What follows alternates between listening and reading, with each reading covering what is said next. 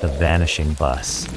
Hey there, my name's Ethan, and I'm about to tell you a story that still keeps me up at night. It's not just a tale of things that go bump in the dark. It's about what happens when you mess with forces you don't understand, when your desires twist into something ugly, and when the universe decides to settle the score. So settle into your bed, dim the lights, and let me take you on a ride you won't forget. But be warned, once you hear this, you might start checking the shadows a little more closely. It was a chilly October evening in 2023, the kind where the wind bites your fingertips in Portland, Oregon. I was 27, a part-time barista and aspiring musician, barely making rent on my tiny apartment. My best friend Lila, a single mom battling postpartum depression, had convinced me to join her on a weekend trip to Seattle for a music festival. She needed a break from her toddler Max, and I needed inspiration for my songs. We booked seats on a budget bus line, Grey Wolf Transit, a cheap service that runs late-night routes between cities. The bus was set to leave at 10 p.m., a 3-hour trip to Seattle, and everything seemed normal. Or so I thought. The bus station was a grimy concrete lot near downtown, lit by flickering sodium lights. About 30 passengers milled around, some scrolling on their phones, others clutching coffee cups. Lila was nervous, her dark hair pulled into a messy bun, her eyes darting to the shadows. "This place gives me the creeps," she whispered, gripping her backpack. "Relax," I said, trying to sound confident. "It's just a bus ride." But I felt weird heaviness too in the air, like the world was holding its breath. The bus pulled up, an old model with faded paint and cloudy windows. The driver, a gaunt man named Carl with deep-set eyes, barely spoke as he checked our tickets. Inside, the seats smelled of mildew, and a faint hum vibrated through the floor. I noticed a small object tucked under a seat, a doll, no bigger than my hand, with a burlap face and black button eyes. Its tiny dress was stained, and it held a braided cord like a noose. "Gross," I muttered, kicking it under the seat. Lila shivered but said nothing. We settled in, the bus rumbling to life. Carl's voice crackled over the intercom. "Next stop, Seattle. Sit tight." The passengers were a mix: college kids, a businessman tapping on his laptop, an old woman knitting in the back. Lila popped in her earbuds and I sketched song lyrics in my notebook, trying to ignore the doll's creepy vibe. The bus hit the highway, city lights fading into the dark Oregon woods. At 10:30 p.m., my phone's GPS showed us cruising north, right on track. Then, at 10:45, it happened. The bus lurched, like it hit a speed bump, but we were on a smooth highway. My phone screen flickered, and the GPS froze. Lila yanked out her earbuds, her eyes wide. "Did you feel that?" she whispered. I nodded, my stomach twisting. The hum in the floor grew louder, and the lights dimmed, casting long shadows across the seats. Then, silence. The bus stopped moving. No engine noise, no road hum, just dead quiet. I looked out the window, expecting trees or a rest stop. Instead, there was nothing. Just black. Not night, not fog. Pure, endless darkness, like the world had been erased. Passengers started murmuring, some standing to look around. Carl's voice came over the intercom, shaky. "Folks, stay calm. Technical issue." But his eyes in the rearview mirror were wild, like he'd seen a ghost. Panic spread like wildfire. The businessman banged on the door, yelling, "Let us out!" The old woman clutched her knitting needles, muttering prayers. Lila grabbed my arm, her nails digging in. "Ethan, something's wrong. I can feel it." Her voice trembled, and I remembered her therapist warning about her anxiety spikes. Was this her postpartum disorder acting up, or was it real? I stood, heart pounding, and approached Carl. "What's going on?" I demanded. He didn't look at me, just stared at the windshield, which showed only that inky void. "We're off course," he mumbled, his hands shaking on the wheel. "Off course where?" I pressed. He didn't answer, but I saw something in his lap. A small book, leather-bound, with strange symbols carved into it. It looked old, like something from a museum. Before I could ask, a scream came from the back. A college kid was pointing at the window, where a faint shape moved in the darkness. A humanoid figure, too tall, its limbs bent at wrong angles. It pressed against the glass, then vanished. The passengers freaked out. Lila was hyperventilating, and I tried to calm her, but my own mind was racing. I thought of the doll, those black button eyes. Had I kicked it too hard? Disturbed something? I checked under the seat. It was gone. My skin crawled. Lila, that doll, it's not here, I whispered. Her eyes widened, and she clutched her necklace, a white magic charm she'd bought online to ward off bad vibes. It's cursed, Ethan. I told you not to touch it. Rumors started flying among the passengers. The old woman, Mrs. Hayes, said she'd heard of Grey Wolf Transit being haunted by a driver who disappeared years ago. They say he made a deal with something dark, she whispered, her knitting needles clicking furiously. Black magic, to get revenge on his boss, but it backfired, trapped him in a void. I laughed it off, but the nocebo effect was real. Believing in a curse could make you feel it. My head throbbed, and that voice in my mind, the one that always called me a failure, grew louder. You're stuck because of you. You're weak. Was it my anxiety or something else? Lila was worse, muttering about Max, convinced she'd never see him again. I wondered if her mental state, borderline disorder, maybe, was making her see things I couldn't. Hours passed, or maybe minutes. Time felt wrong. My phone was dead, the clock frozen at 10:45. The air grew thick, like breathing syrup. Then we heard it, a low chant coming from outside. Not human, not animal, something guttural, like voices layered over each other. The businessman, Tom, started yelling about demons, claiming he'd studied necromancy in college. It's a ritual, he said, pale. Something's trying to cross over. Carl finally snapped. He stood, clutching that book, and shouted, I didn't mean for this. It was supposed to be one time. The passengers froze. What did you do? I asked, my voice shaking. He looked at me, eyes hollow. I found it, the book, in the depot. It promised power, wealth. I just had to read the words, but it wanted more. It always wants more. Before I could process, the bus shook violently, and the chant grew louder. The doll reappeared, sitting on Lila's lap. She screamed, throwing it to the floor, but its button eyes seemed to glow, and the cord around its neck tightened like it was alive. Mrs. Hayes grabbed her knitting needles, chanting a prayer, white magic, she said, to banish the evil. But the air only grew colder, and the shadows outside pressed closer, their forms now clearer, twisted, eyeless faces, mouths open in silent screams. I grabbed the doll, intending to throw it out the door, but Carl lunged at me, his face contorted. Don't! It's the anchor, he screamed. Without it, we're stuck here forever. Stuck where? I yelled, wrestling him off. He collapsed, sobbing. The void. I read the spell to get even with my ex-wife. She took everything, my house, my kid. The book said I could trap her here, but it took the bus instead. It takes what it wants. The passengers turned on him, shouting accusations.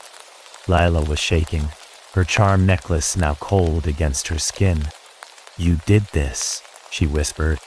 You trapped us for your revenge? I felt betrayed too. Carl was no victim. He'd gambled with our lives. But my anger was drowned by fear as the chant outside became a deafening roar. The windows cracked, and a shadow reached inside, its claw grazing Tom's arm. He screamed, blood dripping, and collapsed, muttering about demons. Was it schizophrenia, or was this real? My mind was splitting, caught between logic and terror. Lila grabbed the book from Carl's lap, flipping through it. The pages were filled with symbols and words in a language I didn't recognize. "We can undo it," she said, her voice desperate. "There's a counterspell, but it needs blood." "Blood?" I asked, my stomach dropping. She nodded, pointing to a page that described a ritual to release the bound. Mrs. Hayes offered her knitting needle, and we pricked our fingers, mixing our blood in a coffee cup. Lila read the words, her voice trembling, and we poured the blood onto the doll. The bus shook again, and the shadows retreated, but the doll's eyes glowed brighter, and a voice, low, female and ancient, whispered, "Not enough." The bus lurched forward, and suddenly we were moving again. The void outside gave way to a foggy highway, but it wasn't right. The signs were in reverse, the trees bent unnaturally, and my phone flickered back on, showing the date, October 15th, 2060. 37 years in the future. Gasps filled the bus. Mrs. Hayes clutched her chest, whispering, "We're not home." Lila's face was pale, her hands shaking as she held Max's photo from her wallet. "I need to get back to him," she sobbed. I looked at Carl, who was staring at the doll, now sitting upright on the driver's seat. Its cord was gone, replaced by a tiny mirror reflecting not our faces, but a woman's, pale, eyeless, smiling. "She's the one," Carl whispered. "The thing I called. She's been here since I read the book." The passengers panicked, some trying to open the doors, but they were sealed. Tom, still bleeding, started laughing maniacally, claiming he saw his future self in the mirror. Dead. Was it a hallucination, or was the doll showing us our fates? My head spun with cognitive dissonance. I wanted to believe this was a nightmare, but the blood, the mirror, the date, it felt too real.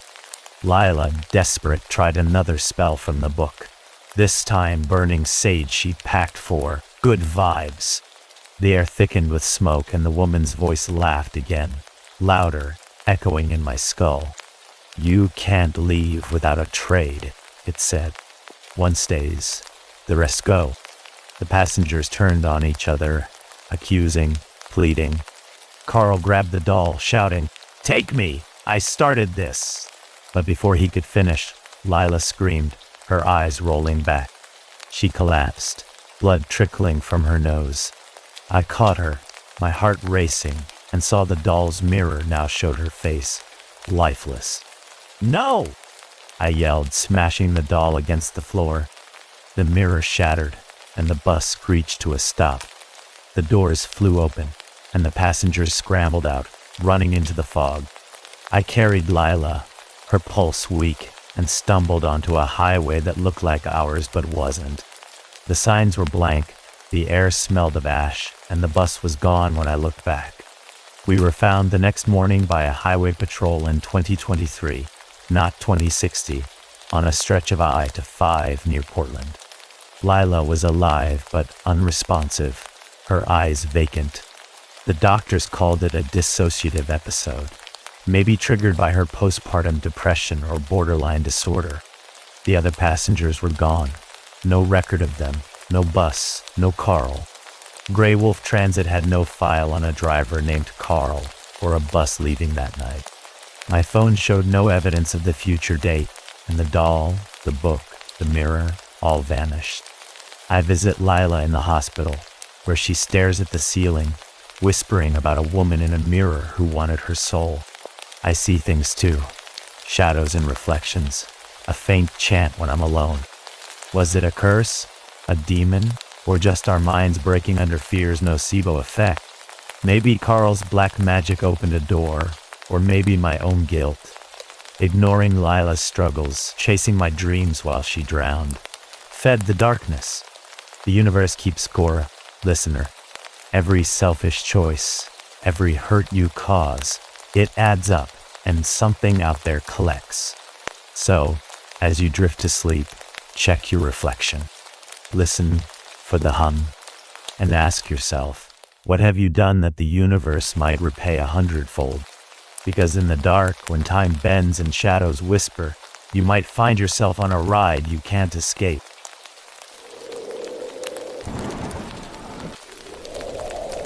The doll maker's curse. My name is Lisa Carter, and I should have known better than to mess with things I didn't understand. But when you're desperate for answers, for closure, for anything to fill the void left by someone you love, you'll grasp at anything, even a cursed doll that whispers your sins back to you in the dead of night. This is my story, and if you're listening, I hope you'll take it as a warning. The universe always keeps score, and it never forgets. It started in the spring of 2023 in a small town outside Seattle called Blackwood Hollow. I had moved there after my sister Lily died. She was only 7, a bright little girl with pigtails and a laugh that could light up the darkest room. But a rare illness took her fast, too fast. One day she was chasing our cat, Mochi, around the backyard. The next, she was gone, leaving a hole in my heart that no amount of therapy could fill. I was 22, fresh out of college, and suddenly the world felt like it had no color left. My parents didn't handle it well. Mom spiraled into a postpartum-like depression. Even though Lily's birth was years ago, she'd sit in Lily's room, clutching her stuffed animals, whispering apologies to an empty bed. Dad turned into someone I didn't recognize, a narcissist who buried his grief in work, snapping at anyone who dared mention Lily's name. Me? I was caught in the middle, drowning in my own guilt. I'd been her big sister, her protector. I should have noticed she was sick sooner. I should have done something. Blackwood Hollow was supposed to be a fresh start.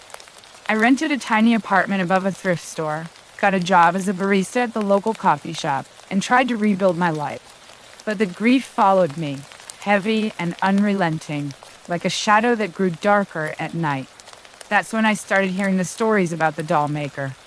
The locals whispered about her in hushed tones, like she was a ghost story you didn't dare speak too loudly. Her real name was Evelyn Marsh, an old woman who lived on the edge of town in a crumbling Victorian house surrounded by overgrown roses. Decades ago, she'd been a toy maker, crafting dolls so lifelike they seemed to watch you from their glass eyes. But the whispers said Evelyn was more than just an artist. Some called her a witch, claiming she wove black magic into her creations, curses that could bind a soul or unravel a life. Others said she used white magic, offering dolls that could heal your pain if you believed hard enough. I didn't know what to believe, but I was desperate enough to find out. One rainy afternoon, I found myself standing outside Evelyn's house, clutching a flyer I'd seen at the coffee shop. It was handwritten, the ink smudged from the drizzle. My hands trembled as I knocked on the door. I didn't know what I expected. Maybe a scam, maybe a placebo to ease my guilt, but something told me this was my last chance to feel close to Lily again. The door creaked open, and there she was. Evelyn Marsh was tiny, barely 5 feet tall, with silver hair pulled into a tight bun and eyes that seemed to see right through me. Her skin was pale, almost translucent, like she hadn't seen sunlight in years. She wore a faded black dress, and her fingers were stained with what looked like paint or clay. "You're Lisa," she said, not a question. Her voice was low, almost a whisper, but it carried a weight that made my skin prickle. "I've been expecting you." "How do you know my name?" I asked, my voice shaking. She smiled, thin and sharp. "The dolls tell me things. Come in." The house smelled of dust and something sweet, like rotting flowers. The living room was a shrine to her craft, shelves lined with dolls of all sizes, their porcelain faces gleaming in the dim light. Some were dressed in Victorian gowns, others in modern clothes, but all of them had that same eerie lifelikeness, their eyes glinting as if they were alive. I swore I saw one blink, but when I looked again, it was still. "You lost someone," Evelyn said, settling into a worn armchair. "A little girl, your sister." I froze. How did you... The dolls, she said again, gesturing to a small table where a half-finished doll lay, its face still blank. They hear the pain in your heart. They can help you, Lisa, but only if you're ready to face the truth. What truth? I asked, my throat tight. I didn't want to be here anymore. The air felt heavy, like it was pressing down on my chest, and those dolls, they were watching me. I was sure of it. The truth about why she's gone, Evelyn said, and what you did to make it happen. Her words hit me like a slap. I didn't do anything, I snapped. Lily got sick. It wasn't my fault. Evelyn's eyes narrowed. Wasn't it? Guilt doesn't lie, girl. It's written all over you. The dolls can show you what you've buried, but they demand payment. Are you willing to pay? I should have left right then. Every instinct screamed at me to run, to get out of that house and never look back. But the thought of Lily, her laugh, her tiny hand in mine, kept me rooted to the spot. What kind of payment? I asked. Evelyn stood and shuffled to a cabinet, pulling out a small wooden box carved with strange symbols. Inside was a doll, no bigger than my hand, with dark hair and a face that looked unsettlingly like Lily's. My breath caught in my throat. This one's for you, Evelyn said, placing the doll in my hands. It was cold to the touch, heavier than it should have been. Keep her close. Speak to her. She'll show you what you need to see. But be careful. She'll ask for something in return. What does she want? I whispered, unable to take my eyes off the doll's face. Evelyn's smile was gone now, replaced by something darker. Your truth, your pain, maybe more. The dolls always take what's owed. I left with the doll tucked under my arm, my heart pounding. The rain had stopped, but the air felt colder, like the world had shifted while I was inside. As I walked back to my apartment, I could have sworn I heard a faint whisper, like a child's voice coming from the box. I told myself it was just the wind. That night, I placed the doll on my nightstand next to a photo of Lily and me at the beach. The doll's eyes seemed to glow in the moonlight, and I couldn't shake the feeling that it was watching me. I tried to sleep, but my dreams were filled with Lily's voice, calling my name, begging me to save her. When I woke up, the doll was on my pillow, inches from my face. I hadn't moved it. I told myself it was nothing. Maybe I tossed and turned in my sleep, knocked it onto the bed. But my hands shook as I put it back on the nightstand. That's when I noticed the first change in my life. My cat, Mochi, wouldn't come near my room anymore. He'd hiss at the doorway, his fur bristling, and run to hide under the couch. Animals sense things we can't, don't they? The next day, I started talking to the doll. It felt stupid at first, sitting in my tiny apartment, whispering to a piece of porcelain. But Evelyn had said to speak to it, so I did. Lily, I'm so sorry, I said, my voice breaking. I should have been there. I should have noticed you were sick. Nothing happened at first, just silence. But then, late that night, I heard it, a soft giggle like Lily's coming from the doll. My heart stopped. I turned on the lamp, expecting to see nothing, but the doll's head was tilted slightly, as if it had turned to look at me. I screamed and threw it across the room. It hit the wall with a crack, but when I checked, there wasn't a single chip in its porcelain face. From then on, things got worse. The doll started moving when I wasn't looking. Never far, just enough to make me question my sanity. One morning, I found it in the kitchen, sitting on the counter with a knife in its tiny hand. Another time, it was in the bathroom, staring at me through the mirror while I brushed my teeth. I tried locking it in a drawer, but the next day it was back on my nightstand, its glass eyes glinting with something like anger. I started having nightmares, vivid, terrifying ones. In them, Lily wasn't the sweet little girl I remembered. She was angry, her face pale and twisted, her eyes black as voids. "You let me die, Lisa," she'd hiss, her voice echoing inside my skull. "You were too busy with your stupid life to notice." I'd wake up sobbing, my chest tight with guilt, and the doll would be there watching me. I was losing it. My coworkers at the coffee shop noticed I was jumpier, my hands trembling as I poured lattes. My best friend Alex, who'd moved to Blackwood Hollow with me, tried to help. "Lisa, you're not sleeping," he said one night over pizza. "You look like you're seeing ghosts. Maybe you should see a therapist." "I'm fine." I lied, but I wasn't. I was starting to wonder if I had schizophrenia or some kind of breakdown. The doll was messing with my head, making me doubt reality. Was it really moving, or was I imagining it? Was I hearing Lily's voice, or was it just my guilt playing tricks? The nocebo effect that I'd read about it, when you believe something will harm you, your mind makes it real. Maybe that's all this was. But deep down, I knew it wasn't. I went back to Evelyn's house, determined to get answers. The roses outside were wilting now, their petals black and curling. When Evelyn opened the door, she didn't seem surprised to see me. "You're not sleeping," she said, her eyes scanning my face. "The doll's been talking to you, hasn't it?" "It's not just talking," I snapped, holding up the doll. "It's moving. It's haunting me. What did you do to it?" Evelyn's smile was cold. "I didn't do anything, Lisa. The doll's just a mirror. It shows you what you've buried. You wanted to see your sister again, didn't you? Well, now you have her." "I didn't ask for this," I shouted.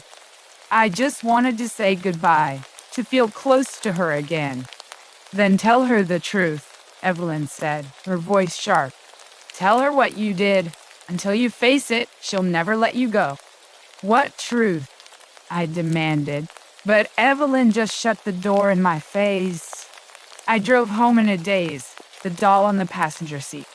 Its eyes seemed to follow me, glinting in the streetlights. When I got back to my apartment, I locked the doll in a safe I bought at a hardware store, thinking that would stop it. But that night, I woke to the sound of scratching, like fingernails on metal, coming from inside the safe. And then a whisper. I couldn't take it anymore. I called Alex, sobbing, and he came over despite it being 2 a.m. He found me curled up on the couch, Mochi hiding under the coffee table. "Lisa, what the hell is going on?" he asked, his face pale. "You're scaring me." I told him everything about Evelyn, the doll, the nightmares. I showed him the safe, still locked, but the scratching was louder now, relentless. Alex's eyes widened, but he tried to stay calm. "Okay, let's open it," he said. "Maybe it's just, I don't know, a rat or something." We opened the safe together, and there was the doll, its head turned toward us, its tiny hands scratched and bleeding as if it had been clawing at the metal. Alex dropped the flashlight, cursing. "What the F is that?" "I don't know," I cried. "But it's not just a doll.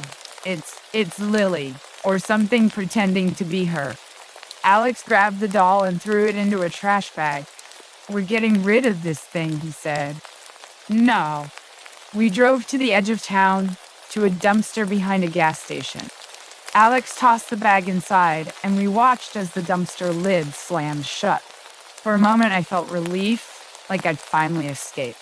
But when we got back to my apartment, the doll was waiting on my bed, its dress torn, its eyes darker than ever. That's when I knew this wasn't just about guilt. There was something evil in that doll, something tied to Evelyn and her black magic.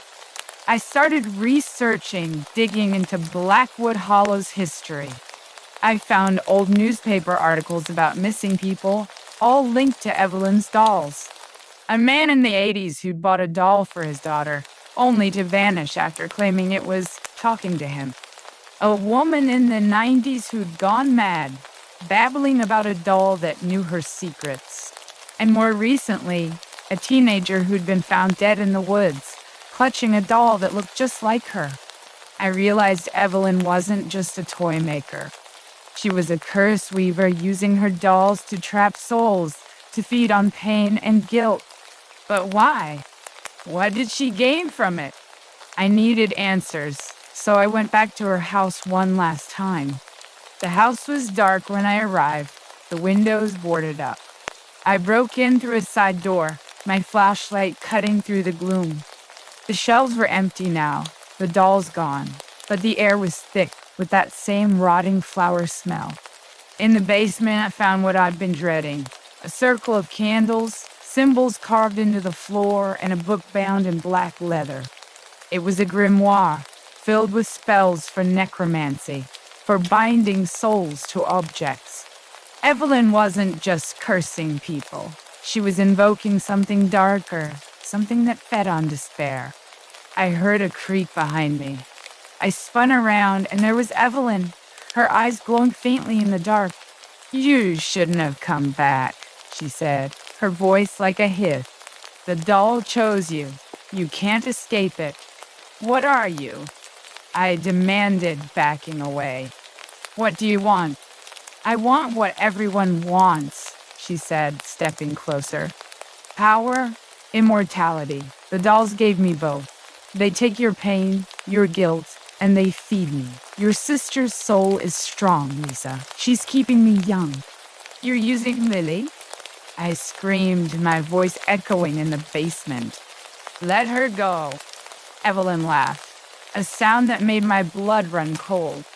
"She's not yours anymore. She's mine, and soon you will be too." I ran, clutching the grimoire, but as I reached the stairs, I felt a cold hand grab my ankle. I fell, the book slipping from my hand. When I looked back, it wasn't Evelyn, it was the doll, its tiny face twisted into a snarl, its eyes black as night. "You let me die," it hissed, in Lily's voice. I kicked it away and scrambled up the stairs, my heart pounding. I made it to my car and drove straight to Alex's house, the grimoire in my lap. He was waiting for me, his face pale. "Lisa, what the hell happened?" I told him everything, and we pored over the grimoire. It was filled with spells, but one caught my eye, a ritual to break a curse, to free a soul from an object. It required a sacrifice, blood, truth, and something you loved. I knew what I had to do. That night, Alex and I went to the woods behind Blackwood Hollow. We brought the doll, the grimoire, and a knife. The air was heavy, the trees whispering as if they knew what was coming. I drew a circle in the dirt, lit candles, and read the spell aloud, my voice shaking. "Lily, I'm sorry," I said, tears streaming down my face. "I was selfish. I was too caught up in my own life, my job, my friends, my stupid dreams, to notice you were sick. I failed you, but I'm here now." I cut my palm, letting my blood drip into the circle. Then I took the photo of Lily and me, the one from the beach, and placed it in the flames. It was the thing I loved most, the last piece of hers I had. The doll began to shake, its porcelain cracking, its eyes glowing red. A scream filled the air, not Lily's, but something ancient, something evil. The ground trembled, and I saw a shadow rise from the doll, a twisted figure that wasn't Lily or Evelyn, but something else entirely. "It's not enough," the shadow roared. "You owe me more." Alex grabbed my hand, pulling me back as the shadow lunged. But then, a light broke through the darkness, a soft, warm glow, like Lily's laugh made visible. It was her, my little sister, her face peaceful now. "Lisa, let go," she said. "You don't have to carry this anymore." The shadow screamed as Lily's light engulfed it, and the doll shattered into dust. The woods went silent, the air suddenly warm. I fell to my knees, sobbing, feeling lighter than I had in years. But it wasn't over. When I got back to my apartment, the grimoire was gone. So was Evelyn's house. It had burned to the ground that night, the fire department calling it arson. No trace of Evelyn was ever found. Some say she's still out there, crafting new dolls, seeking new souls. Others say she was the shadow, consumed by Lily's light. I don't know what's true. I still see Lily in my dreams sometimes, but she's happy now, free. I think about what Evelyn said, about the dolls being mirrors. Maybe they show us our guilt, our pain, but they also show us our strength. I failed Lily once, but I fought for her in the end. The universe keeps score, you see. Every choice, every action, every moment of selfishness or love, it all comes back, sometimes 100-fold. I learned it the hard way, through a doll that carried my sister's soul and a curse that nearly took mine. So, if you're listening, be careful what you see. Love fiercely, forgive freely, and never take for granted the people who matter most. Because the universe is always watching, and it never forgets.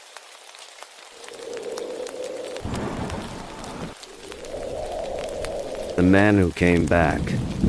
My name's Caleb, and I've got a story that'll make your skin crawl and your heart race. It's not just about things that go bump in the night. It's about what happens when you let desire twist you into something dark, when you betray those who trust you, and when the universe decides it's time to pay up. So, get comfortable, turn off the lights, and let me pull you into my nightmare. But be warned, once you hear this, you'll never look at a locked door or a familiar face the same way again. It was a crisp November morning in 2024, the kind where the air smells of wet leaves and frost in rural Indiana. I was 29, a mechanic working at a small garage in Willow Creek, a nowhere town surrounded by cornfields and woods. My sister Emma lived a few miles away with her husband Nate and their newborn Lily. Emma had been struggling since Lily's birth. Postpartum depression, her doctor said, mixed with what might have been borderline personality disorder. She'd get these moods swinging from clingy to distant, and I worried about her, but I was too caught up in my own life to check in as much as I should. That morning, I got a call from my buddy Derek, who ran a salvage yard on the edge of town. His voice was shaky.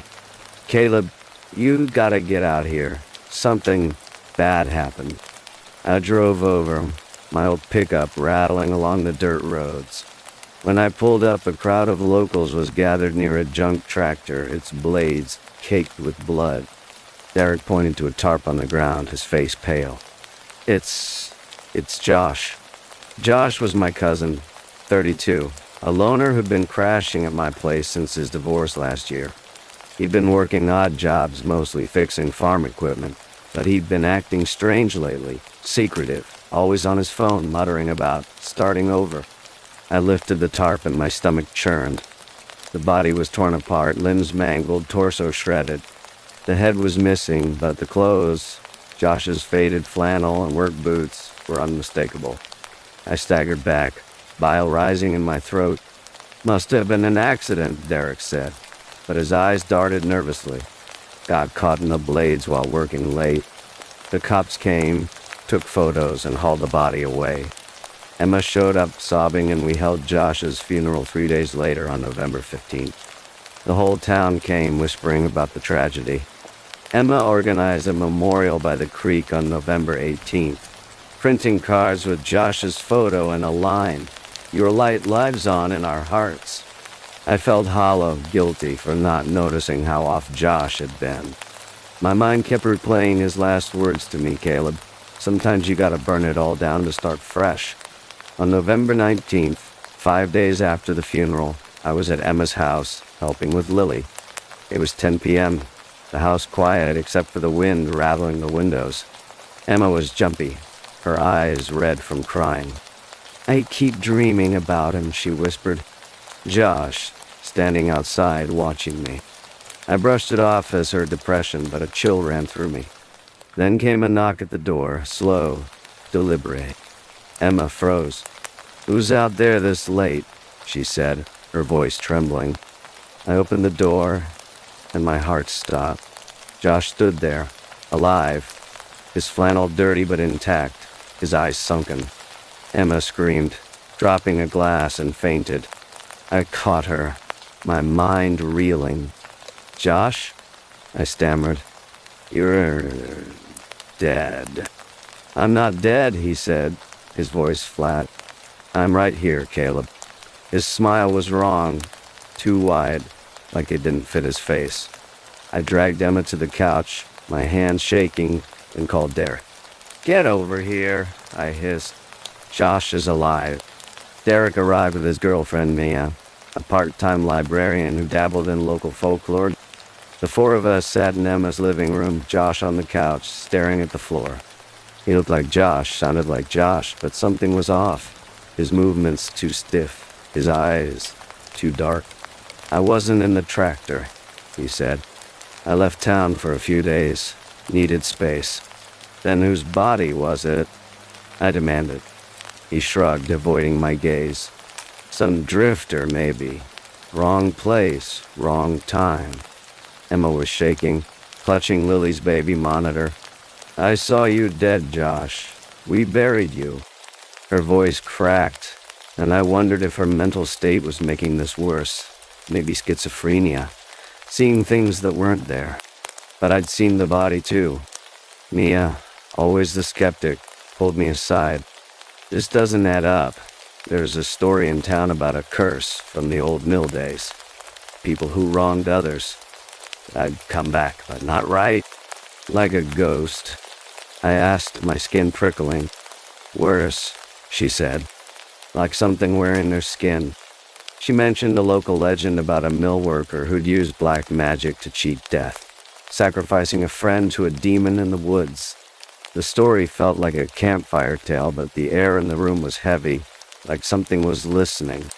That night, I couldn't sleep. I kept Josh at my place, locking my bedroom door.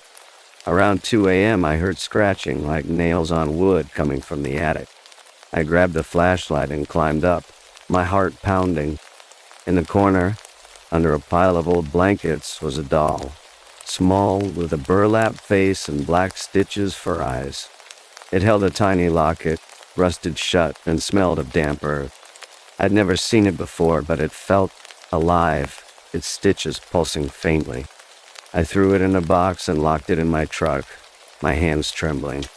Nocebo effect, I told myself. Believing in curses makes them real. But my anxiety was screaming otherwise. The next day, strange things started happening.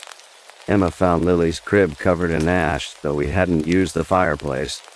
"Derek's dog, Rusty," growled at Josh, refusing to go near him. Mia dug up old newspaper clippings about missing people in Willow Creek, drifters, loners, vanishing near the salvage yard. "There's a pattern," she said. "Every few years someone disappears, and the town blames accidents. What if Josh did something?" I confronted Josh, who was staying at my place. "What happened that night?" I asked. His eyes darted to the window, where a shadow flickered, too quickly to see. "I don't know, Caleb. I was drunk, passed out in the woods, woke up, heard about the body, and hid." His story didn't add up, and that voice in my head, the one that called me weak, a failure, whispered, "He's lying. You're too stupid to see it." Emma was spiraling. She'd stopped eating, claiming she saw Josh's face in mirrors, but it wasn't him. It was something else. I worried her postpartum depression was turning into something darker, like psychosis. I called her therapist, who suggested cognitive dissonance. Emma wanted to believe Josh was alive, but her mind couldn't reconcile the body we'd buried. I wasn't so sure. The doll in my truck kept haunting my thoughts, its stitches burned into my memory. On November 21st, Mia invited a friend, Sarah, a self-proclaimed white witch who sold crystals online. Sarah brought a sage and a pendulum, claiming she could clean the house. "There's bad energy here," she said, her pendulum swinging wildly over the kitchen table. "Something's attached to Josh, or whatever he is." Rusty whimpered, hiding under the couch. We burned sage, chanting words Sarah found in an old book, but the air grew colder, and the lights flickered. Then Josh laughed, a low, guttural sound that didn't sound human. "You think Sage will stop it?" he said, his eyes glinting. "You're all so clueless." "Stop what?" I snapped, my heart racing. He leaned forward, his smile twisting. "I needed out, Caleb. Out of this town, this life. She promised me freedom." Emma whispered, clutching Lily's monitor. "The woman in the woods?" Josh said. "I found her book in the salvage yard, hidden in a wrecked car. It had spells, rituals. Said I could start over, but I had to give something up. A life for a life." My blood ran cold. "Whose body was it, Josh?" He looked away, his hands trembling. "Some guy, a hitchhiker. He was drunk, easy to convince. I didn't mean for it to go that far. The book said it'd be quick." Emma screamed, throwing a glass at him. "You killed someone. For what? To run off with your girlfriend?" Josh's face darkened.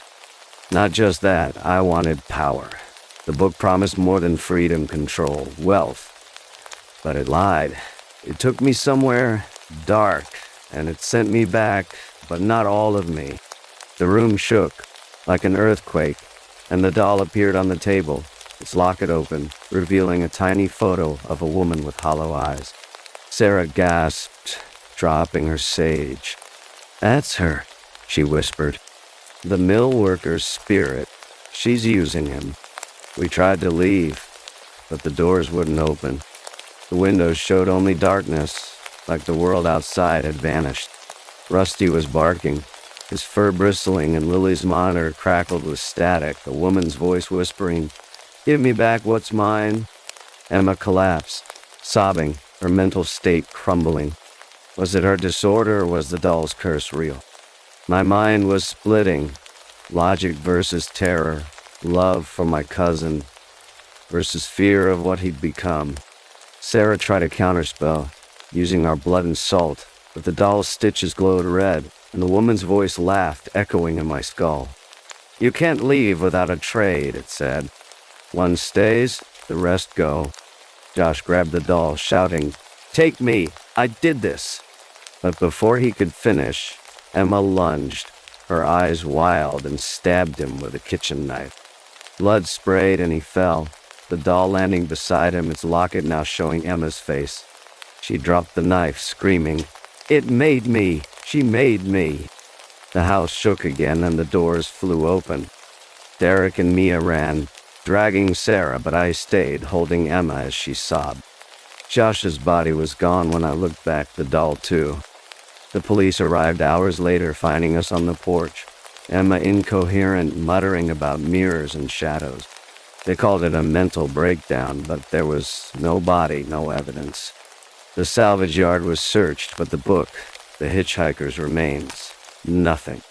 Emma's in a facility now, diagnosed with severe psychosis, maybe schizophrenia. She draws the doll's face over and over, whispering about a woman who wants her soul. I moved out of Willow Creek, but the shadows followed me. Every mirror, every dark corner feels alive. I hear the woman's voice at night chanting, "A life for a life." Was it black magic, a demon, or just our minds breaking under guilt and fear? Maybe Josh's betrayal, his narcissistic need for a new life, opened a door. Maybe my failure to help Emma fed it.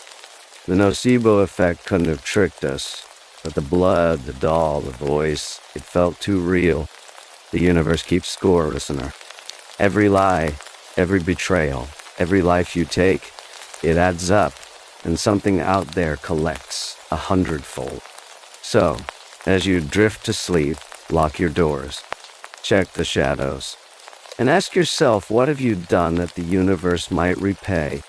Because in the dark, when the dead come back, they're not always what they seem.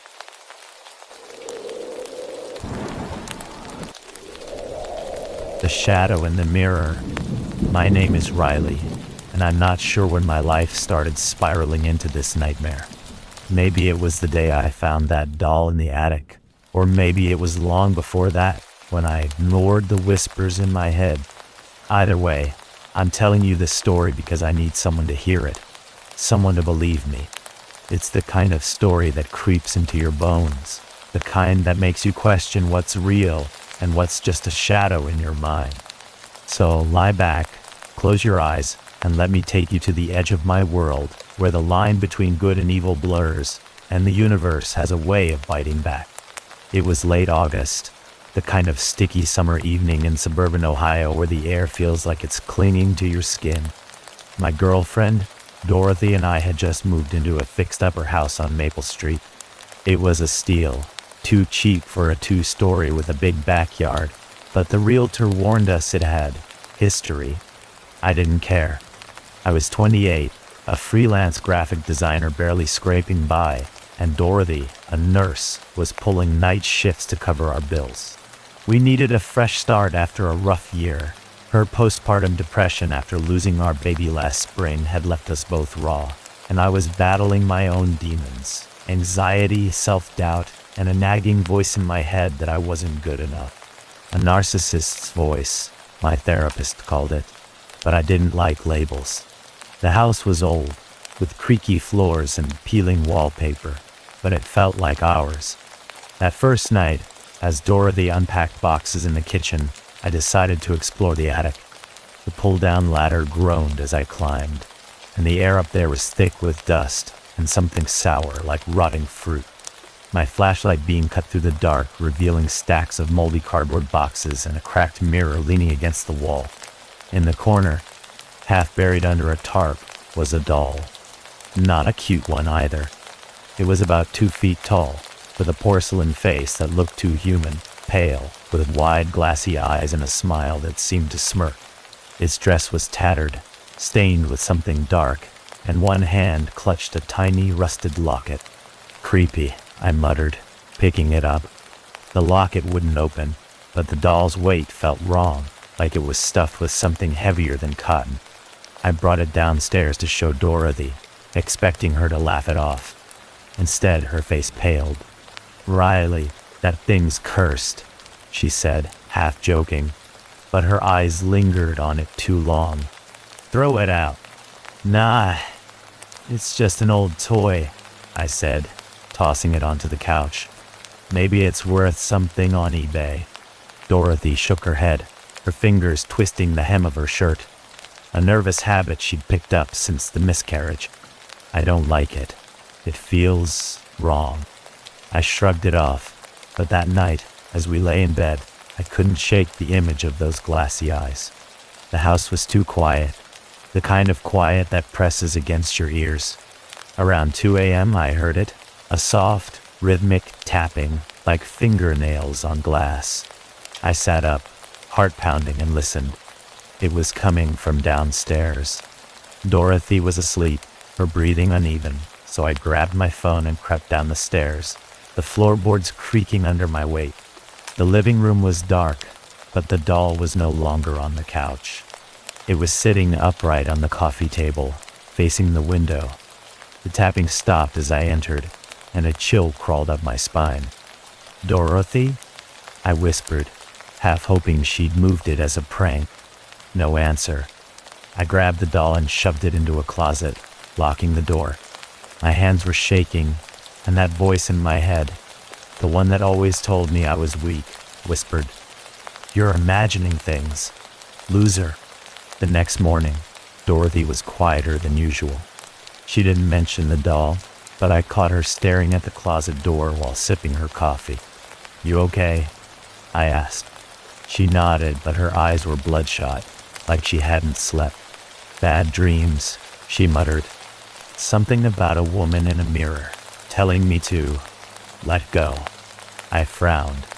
The mirror in the attic. She shrugged, but her hands trembled as she set down her mug. I didn't push it. Dorothy's postpartum depression had made her fragile, and I was scared of saying the wrong thing.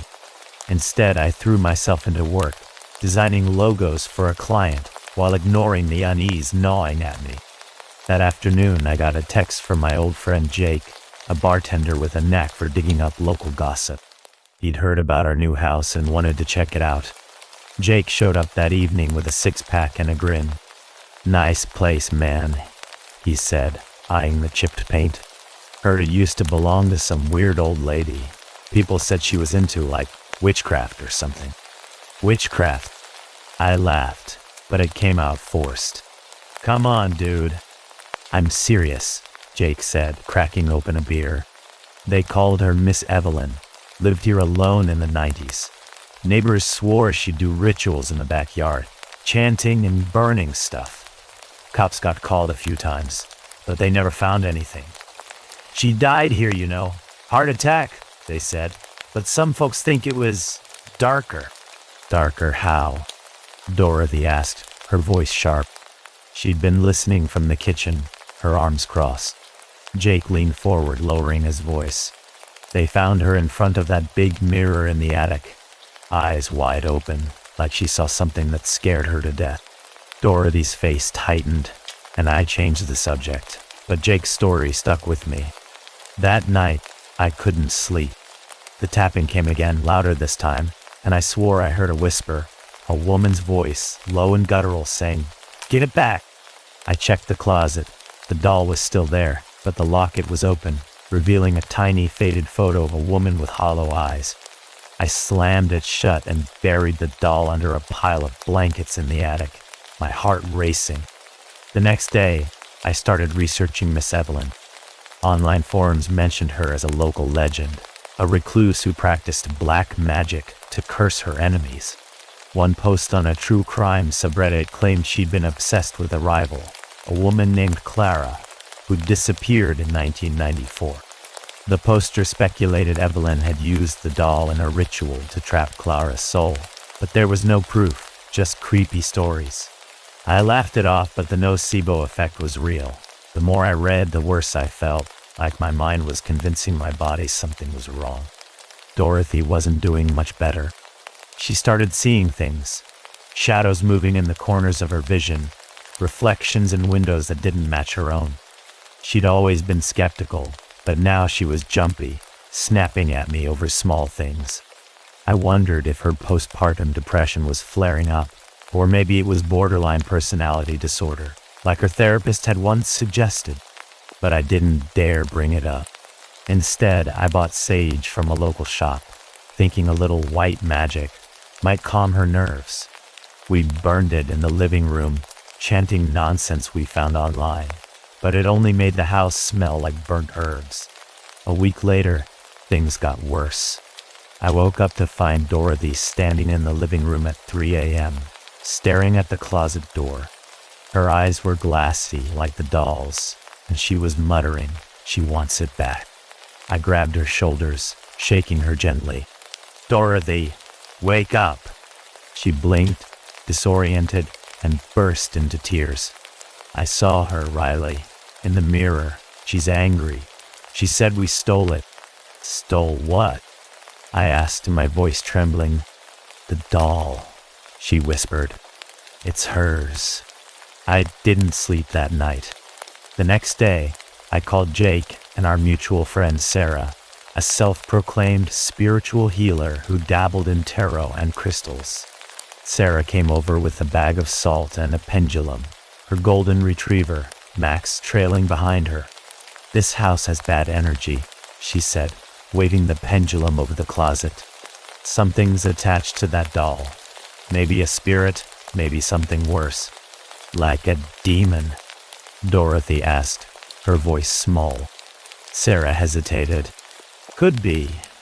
Or it's feeding on your fear. The placebo effect works both ways, you know. Believe in a curse and it'll mess with your head." We decided to get rid of the doll. Jake suggested burning it, but Sarah warned that it could make things worse. Instead, we drove to a nearby lake, planning to sink it with a rock tied to its neck. But as we pulled it from the trunk, Max started growling, his hackles raised. The doll's eyes seemed to glint in the moonlight, and I swear its smirk widened. I tossed it into the water, watching it sink, but as we drove home, a thick fog rolled in, and my car's radio crackled with static, spitting out a woman's voice. "You'll pay." Back home, the nightmares started. I dreamed of a woman, Clara maybe, her face rotting, her hands clawing at me. Dorothy's dreams were worse. She saw herself stabbing me, her hands covered in blood. She started locking herself in the bathroom at night, crying and reciting prayers she'd found online. I wasn't religious, but I started to wonder if we'd unleashed something. Schizophrenia, cognitive dissonance, or just plain fear? I couldn't tell what was real anymore. Then came the first shock. One night, I found the doll back in the attic, dripping wet. Its locket opens again. The photo inside was different. It was Dorothy, her face pale and lifeless. I screamed, dropping it, and ran to check on her. She was asleep, but her breathing was shallow, and her skin was cold. I shook her awake and she gasped, clutching her chest. "She was here," she sobbed. "She tried to take me. I didn't know what to do." Sarah suggested a cleansing ritual, but it required blood, a drop from each of us, mixed with salt and buried under the house. It felt like black magic, but we were desperate. We performed it in the backyard, under a full moon, the air thick with tension. Max whimpered the whole time, and when we finished, the ground seemed to hum like something was waking up. The next day, Jake stopped answering my texts. I drove to his bar, only to find out he'd quit and left town. Sarah called me in a panic, saying Max had run away, and she'd found claw marks on her door. "It's not just the doll," she said. "It's you. You brought this into our lives." I was stunned. "May, I didn't do anything." "You kept that doll," she snapped. "You ignored the signs. It's feeding on your guilt, Riley. Yours doubt. You're the anchor." Her words hit hard. That voice in my head, the narcissist's voice, had been louder since we moved in. Was I the problem? Had my insecurities, my failure to support Dorothy through her grief, invited this thing? I started seeing things too. Shadows and mirrors, my reflection moving when I didn't. One night, I caught myself talking to the mirror, begging it to leave us alone. The reflection smiled back, but it wasn't my face. It was hers, Clara's, her eyes black and empty. Dorothy was unraveling. She'd stopped going to work, claiming the hospital was tainted. She'd scribble strange symbols on the walls, muttering about curses and demons. I found a knife under her pillow, and when I confronted her, she screamed, "It's for protection. She's coming for us." I called a therapist, thinking it was her mental health, maybe borderline disorder, maybe worse. But the therapist suggested I was projecting, that my own cognitive dissonance was making me see Dorothy as the problem. "You're holding two truths," she said. "You love her, but you're terrified she's dangerous. That's tearing you apart." The final shock came on Halloween. I woke to find Dorothy gone, the front door wide open. In the living room, the doll was back, sitting on the couch, holding a note in Dorothy's handwriting. "I'm sorry. She made me." I ran to the attic, where the mirror was glowing faintly, reflecting not the room but a dark, endless void. Inside it, I saw Dorothy, her face twisted in pain, reaching for me. I smashed the mirror with a hammer, screaming her name, but the shards cut my hands and blood pooled on the floor. The room shook, and a voice, not Dorothy's, not Clara's, but something ancient, laughed. "You gave her to me." Dorothy was found the next day, wandering the highway, incoherent and covered in scratches. She didn't remember anything, not even leaving the house. The doll was gone, and so was the mirror's frame. The police called it a mental breakdown, but I knew better. Something had taken her, used her, and spit her back out. We moved out the next week, but the shadows followed us. Every mirror, every reflection felt like it was watching. I don't know if it was Clara, a demon, or just our own minds breaking under the weight of guilt and fear. Maybe it was the nocebo effect, our belief in the curse making it real. Maybe it was black magic, or maybe it was the universe punishing us for our mistakes. Dorothy's despair, my selfishness, our failure to face our pain. The moral is simple but brutal. Do bad, and the universe will hit you back 100-fold. Every cruel word, every ignored cry for help, every moment you let your demons win, it adds up, and something, somewhere, is keeping score. So, as you drift to sleep, listen to the whispers, check the mirrors, and ask yourself, what have you done that the universe might repay? Because in the dark, when the world is quiet, the shadows are always watching, waiting for their chance to collect.